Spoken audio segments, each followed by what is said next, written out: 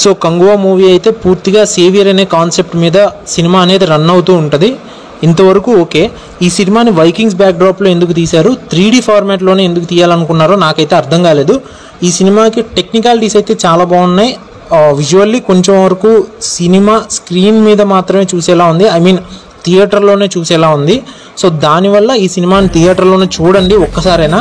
Because of సూర్య గారి గురించి అయితే ఫస్ట్ ఆఫ్ ఆల్ మనం అందరం వెళ్తాం. బట్ అది కాకుండా ఈ సినిమా విజువల్లీ ఎంతో కొంత మిమ్మల్ని ఇంపాక్ట్ అయితే క్రియేట్ చేస్తుంది. But scenes wise, emotion wise అయితే కొన్ని సీన్స్ అయితే పూర్తిగా డిస్కనెక్ట్ అయిపోతాం. అసలు ఎందుకు జరుగుతుంది, ఆ సీన్ అప్పుడు ఎందుకు వచ్చిందో ఏం అర్థం కాదు. ఆ సీన్ నుంచి పూర్తిగా డిస్కనెక్ట్ అయిపోయి జస్ట్ అలా కామ్గా కూర్చొని సినిమా చూస్తూ ఉంటాం అనమాట. కానీ కొన్ని సీన్స్ ఏదైతే కంగువా ఇంట్రొడక్షన్ సీన్ ఉంటుందో ఎక్సలెంట్గా ఉంది. అది కాకుండా సాంగ్ ఒకటి వస్తుంది, నిప్పుసేగా వాయిసే, కానీ ఆ సాంగ్ పిక్చరైజేషన్ కూడా చాలా బాగుంది. మెయిన్ ప్రాబబ్లీ యాక్టర్స్ యాక్టింగ్ అయితే చాలా వరకు బాగుంది. సూర్య గారి గురించి అయితే స్పెసిఫిక్గా చెప్పక్కర్లేదు. బాబీ డియోల్ కూడా చాలా బాగా చేశాడు ఆయనకున్న లిమిటెడ్లో. అసలు దిశా పటాని ఉండాల్సిన అవసరం కూడా లేదు.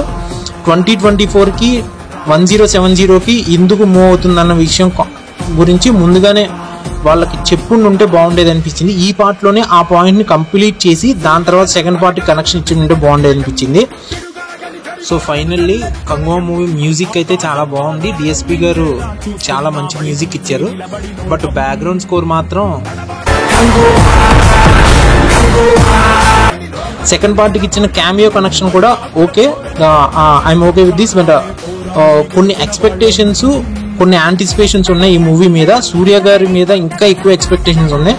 సూర్య గారు అయితే ఓకే, బట్ మోస్ట్ ప్రాబబ్లీ తెలుగులో చూడడం వల్ల అనుకుంటా నాకు ఆ తెలుగు ఫ్లేవర్ కూడా తగలేదు. సూర్య గారి ప్రీవియస్ మూవీస్లో అవి తమిళ్లో వచ్చిన మూవీస్ అయినా కానీ తెలుగులో తీసినట్టుగా ఉంటాయి. అంత మంచి తెలుగు డబ్బింగ్ ఉంటుంది. ఈ సినిమాకి తెలుగు డబ్బింగ్ కూడా అంత బాగా వర్కౌట్ అవ్వలేదేమో. ఒకవేళ మేబీ అసలు వాళ్ళు ఎలానే రాసుకున్నారేమో, నాకైతే అర్థం కాలేదు. కానీ ఈ సినిమా పూర్తిగా మీరైతే చూడనే థియేటర్లో. నా వరకు ఇది నా ఒపీనియన్ మాత్రమే. మీకైతే ఈ సినిమా నచ్చొచ్చని అనుకుంటున్నాను. That's all for today. Thank you, bye.